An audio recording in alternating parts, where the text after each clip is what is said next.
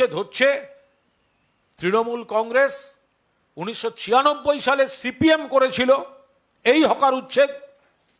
জ্যোতি বসু, বুদ্ধদেব ভট্টাচার্য, সুভাষ চক্রবর্তী, কান্তি গাঙ্গুলিরা এই কাজ করেছিলেন, বুলডোজার দিয়ে ভেঙেছিলেন বিকল্প ব্যবস্থা না করে।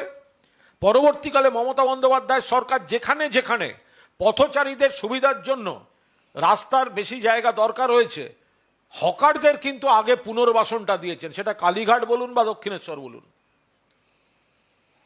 পুনর্বাসন ছাড়া গরিব মানুষের পেটে এইভাবে হাত দেওয়া যেতে পারে না। তাই মমতা বন্দ্যোপাধ্যায়ের নির্দেশে আজ আমাদের বিক্ষোভ কর্মসূচি, এবং তারপর পুরোদস্তুর তৃণমূল কংগ্রেস মানুষের পাশে ছিল, মানুষের পাশে আছে এবং মানুষের পাশে থাকবে। আমরা একটা জরুরি বিষয় আপনাদের মাধ্যমে কয়েকটি কথা বলতে চাই, যে গণতন্ত্রে কণ্ঠরোধ, শৃঙ্খলা রক্ষার নামে মৌলিক অধিকার কার্যত লঙ্ঘন করে গণতন্ত্রের কণ্ঠরোধ নতুন রাজ্য সরকার শুরু করে দিল।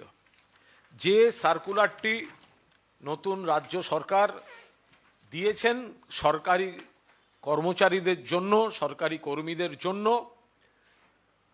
সেই সার্কুলার এক কথায় কণ্ঠরোধ।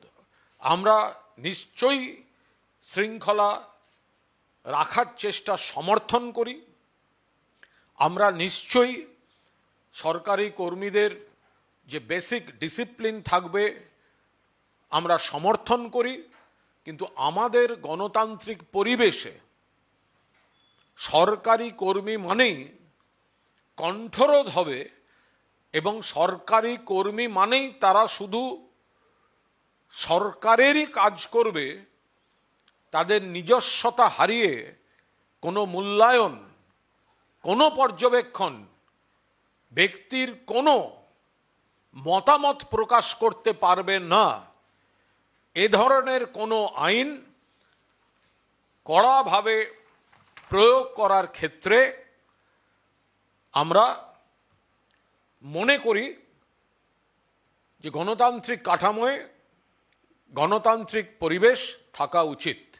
আপনারা জানেন, এর আগে মমতা বন্দ্যোপাধ্যায় সরকার যখন ছিল, সরকারি কর্মীরা কি করেননি, প্রকাশ্য সমালোচনা, আন্দোলন, এক একজন সরকারি কর্মীর হাতে মমতা বন্দ্যোপাধ্যায়ের ছবি বিকৃত করে নানা ধরনের স্লোগান, রাজ্য সরকারের 14 গোষ্ঠী উদ্ধার করে যে যা পেরেছেন বলেছেন, যেখানে পেরেছেন ধর্ণা করেছেন, অমুকের বাড়ির সামনে দিয়ে অমুকের পাড়ার সামনে মিছিল করতে হবে করেছেন। কি বলবেন তারা এখন?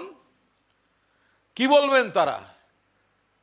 গণতন্ত্রের কণ্ঠরোধের বিরুদ্ধে এখন তারা সরব হবেন না? Complete prohibition.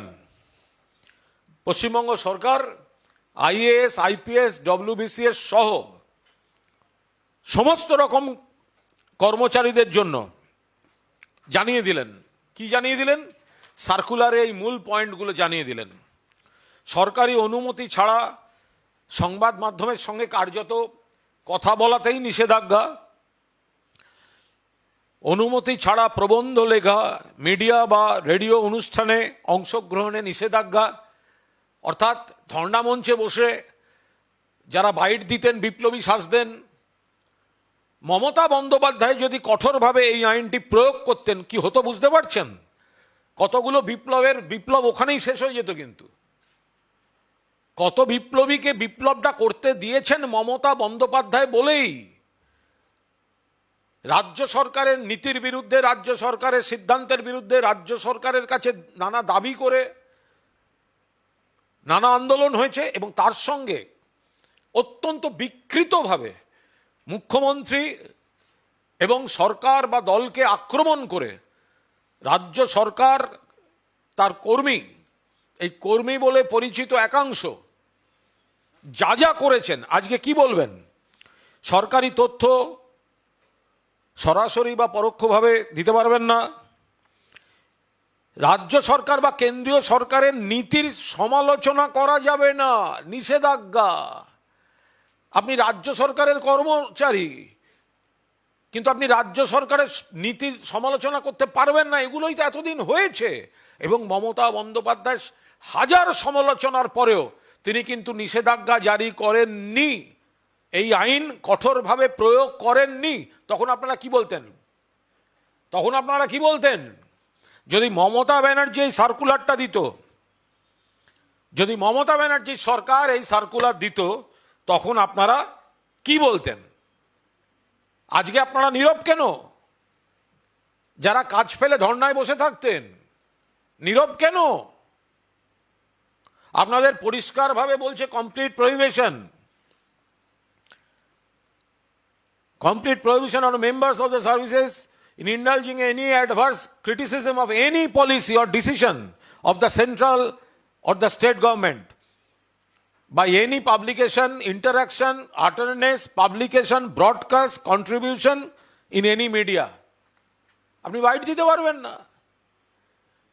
এবার প্রকাশ্যে বলুন, অবিলম্বে ডিএ দিতে হবে। কেন মন্ত্রিসভার বৈঠকে এখনো ডিএ দেয়া হলো না? বলুন। বকেয়া ডিএ নতুন সরকার এলেই মিটিয়ে দেবে, কেন দিল না? বলুন। এখন এগুলো বলবেন না?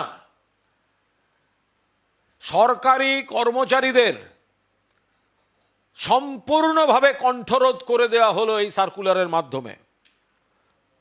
প্রাক্তন মুখ্যমন্ত্রী মমতা বন্দ্যোপাধ্যায় কিন্তু এই আইন কড়া হাতে প্রয়োগ করেননি গণতন্ত্রের কথা ভেবে। সেই কারণে তিনি সমালোচিত হয়েছেন। এর সুযোগ নিয়ে ধর্ণা মঞ্চ থেকে কি কি ভাষায় আক্রমণ করা হয়নি, এই সরকারকে কি কি বলা হয়নি। আর আজকে কথা বলা নিষিদ্ধ, সমালোচনা নিষিদ্ধ, সরকারি নীতির প্রেক্ষিতে কিছু বলা নিষিদ্ধ। যদি খতিয়ে দেখতে হয় তাহলে আমাদের এটাও দেখতে হবে যে যদি এই নির্দেশিকা যেটা হয়েছে 139 CS 2026,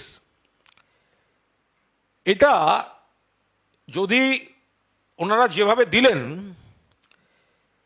তাতে কিন্তু একটা জিনিস দেখা যাচ্ছে যে কোনো নাগরিক যদি সরকারি চাকরিতে যোগ দেন, নিশ্চয়ই তার কিছু নিয়ম নীতি আছে, কিন্তু সংবিধান প্রদত্ত যে মৌলিক অধিকার, বিশেষ করে আর্টিকেল 19/1, সেটা কিন্তু শূন্য হয়ে যেতে পারে না।